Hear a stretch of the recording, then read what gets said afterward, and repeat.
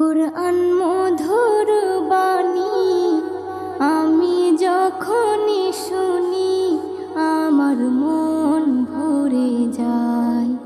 কুরআন মধুর বাণী আমি যখনই শুনি আমার মন ভরে যায়। শোনো মুমিন মুসলমান, পড়ে দেখো না কুরআন, কত শান্তি পাওয়া যায়। কুরআন মধুর বাণী